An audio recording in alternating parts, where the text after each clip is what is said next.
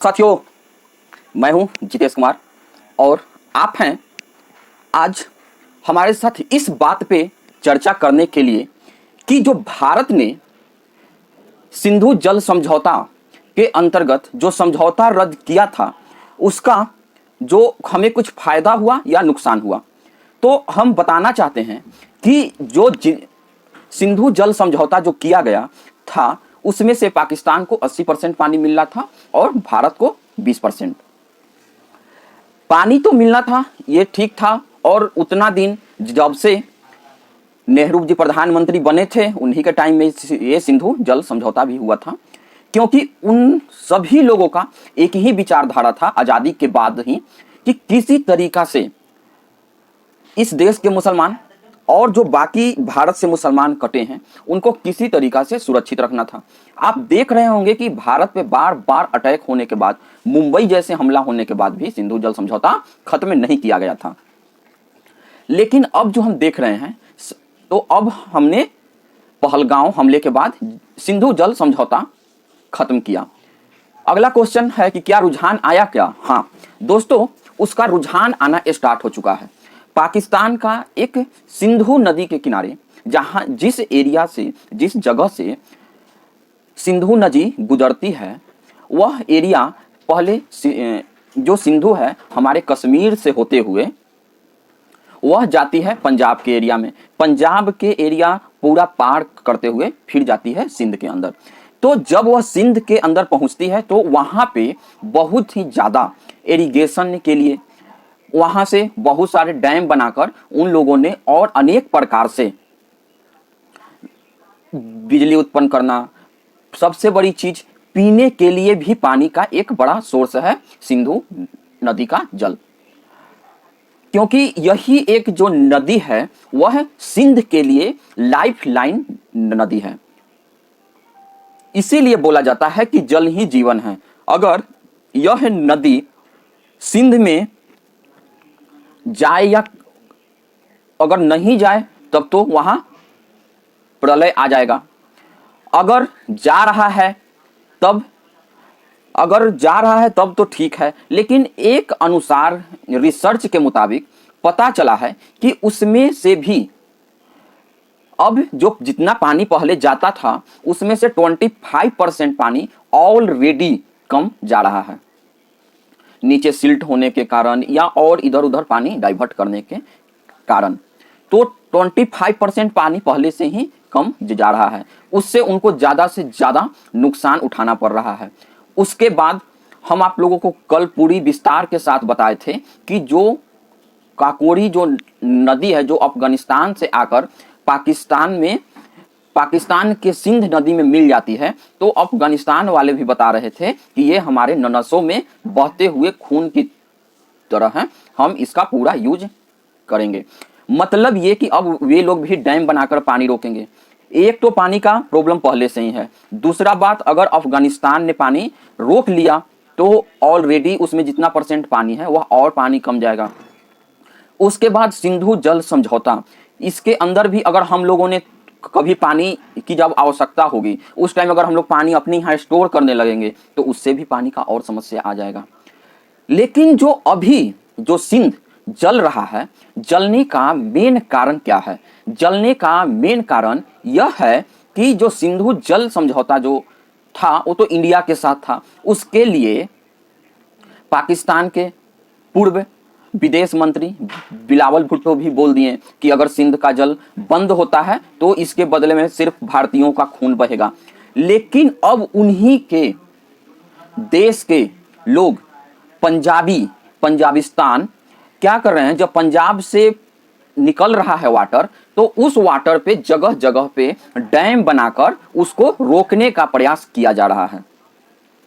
और वह पानी को पंजाब में एक इलाका है चोलिस्तान एक डिजर्टेड एरिया है, मरुस्थली एरिया है, वहां पर पानी को डाइवर्ट करके ये लोग उसको छोटा सा एरिया को पानी पूरा देने के लिए पूरी तरीका से काम कर रहे हैं। लेकिन एक जो पाकिस्तान का जो दूसरा बड़ा शहर है सिंध, उसके बारे में किसी भी प्रकार से कोई सोच नहीं रहा है। अगर पंजाबिस्तान के लोग, जो हमारे राजस्थान के में हम सभी लोग जानते हैं कि भारत के राजस्थान के एरिया में बहुत सारा मरुस्थली एरिया है। अब मरुस्थली एरिया में उसी से लगे हुए इलाका जो है वह पंजाब का चोलिस्तान इलाका पड़ता है। अब वहां पे जब पानी जाएगा तो आप जानते हैं कि मरुस्थली एरिया में कितना भी पानी दे दिया जाए वह उस प्रकार से सक्सेसफुल नहीं हो पाता है।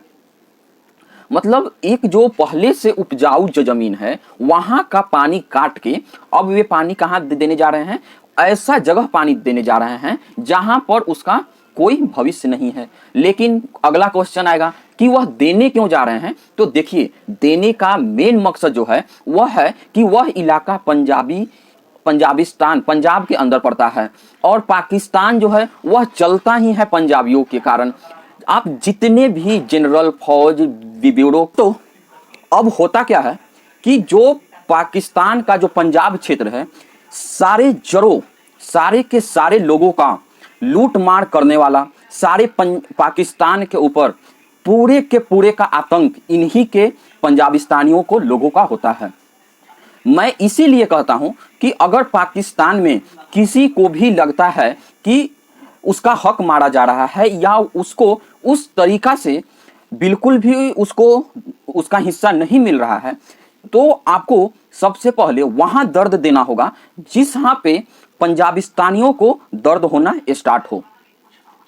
तो अगर पाकिस्तान के अंदर सेना को, जो पूरे के पूरे पाकिस्तान को चलाती है पोपेट प्रधानमंत्री के जरिए, तो अगर आपको अपना हक चाहिए तो आप किसी और से न लड़ते हुए सिर्फ और सिर्फ आप ये पंजाबियों को ठोकना प्रारंभ कीजिए, पाकिस्तानी और पंजाबियों को। वहां दर्द होगा तो समझ लीजिएगा कि पूरे के पूरे पाकिस्तान वाला जी एरिया है उसको दर्द होना स्टार्ट होगा। बाकी लोगों का, जितने भी पाकिस्तान के लोग हैं या खैबर पख्तूनख्वा हैं, उनका जितना भी मिनरल निकलता है ये पंजाबिस्तानी, पाकिस्तानी पंजाबिस्तानी, ये सारा का सारा उसका जो मिनरल है वह लूट लेते हैं। और लूट लेने के बाद उनको बीच रास्ते पे सिर्फ इसलिए छोड़ दिया जाता है क्योंकि वह उनको इन और पाकिस्तान के और प्रांत को, पंजाबिस्तान किसी को अपने आगे कुछ मानते ही नहीं है। ये पाकिस्तानी जो पंजाबी है यह खुद को इतना सुपीरियर मानता है कि उसको लगता है कि यही जो है कि हम ही पाकिस्तान है और हम ही यहाँ के राजा हैं।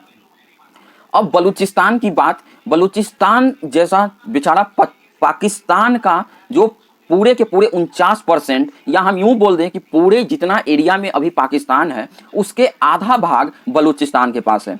बलूचिस्तान ने नेचुरल मटेरियल से एकदम भरमार है। वहाँ पे इतना ज़्यादा नेचुरल मटेरियल है कि उनके पास हर चीज़ उपलब्ध है।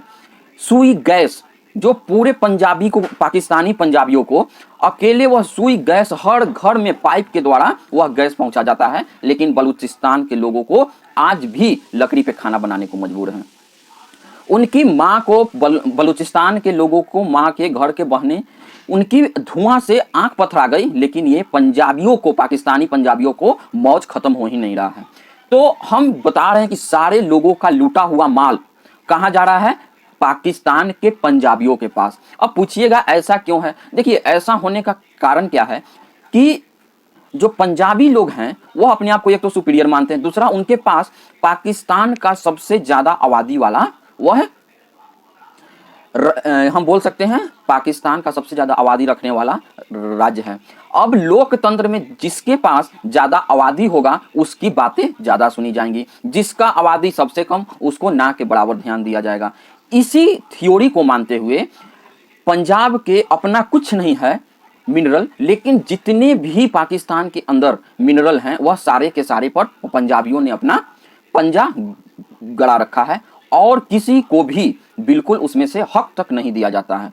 उसके बाद बलूचिस्तान का एरिया ज़्यादा बड़ा है, लेकिन वहाँ आबादी के हिसाब से वह बहुत ही कम आबादी रखने वाला एरिया है। अब कम आबादी रखने वाला एरिया है तो उससे मटेरियल, मिनरल, जितना इकोनॉमी उससे जनरेट किया जा सकता है, रोकोडो के द्वारा सोना वहां से निकलता है। सारी चीजों इन पंजाबी पाकिस्तानी पंजाबियों को चाहिए, लेकिन उनको देने के नाम पे पीने का पानी जैसा चीज भी मुहैया नहीं करवाया जा सकता है।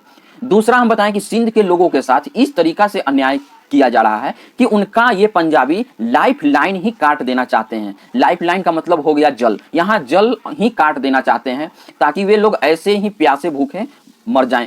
तो इसी बात को लेते हुए आज पूरे के पूरे सिंध में पूरी तरीका से भयंकर बवाल स्टार्ट हो चुका है। देखिए आप इस फिगर में मैं बताना चाह रहा हूँ, ये जो आ रहा है नदी, यहाँ देखिए, यहाँ पर ये पंजाब से होकर गुजर रहा है, यह सिंध तक जाता है। जो रेड लाइन का हमने जो कलर लगाया है वहीं पे डैम बनाकर वह बलूचिस्तान के एरिया में उस पानी को भेजना चाहते हैं और सिंधी लोगों को बिल्कुल भी प्यासा मार देना चाहते हैं। जब पानी जाएगा नहीं तो फसल होगा नहीं, फसल नहीं होगा, पीने का पानी नहीं होगा तो यूं ही मरना है। तो उससे अच्छा था है कि वो लोग सोच रहे हैं कि क्यों ना हम इन पंजाबी फौजियों के साथ ही लड़के मरे। देखिए बहुत सारा वीडियो आ रहा है, लेकिन कुछ जो यूट्यूब का जो कैटेगरिया है उसको रूल को मानते हुए हम नहीं दिखा सकते वीडियो, लेकिन आप बिल्कुल भी वीडियो आपका एक ट्विटर पे हर जगह उपलब्ध है, मिल जाएगा। और इसीलिए सिंध के लोगों के अंदर इतना भयंकर गुस्सा बना हुआ है वह डैम को लेके कि कल अब लोग रोड पे निकल गए हैं। सिंध के जो वहां के जो गृह मंत्रालय है उसका घर पूरी तरीका से फूंक दिया गया है और साथ ही साथ वहां के रोडों पे लोग अब AK-47 लेके निकल चुके हैं फौज के आमना सामना करने के लिए।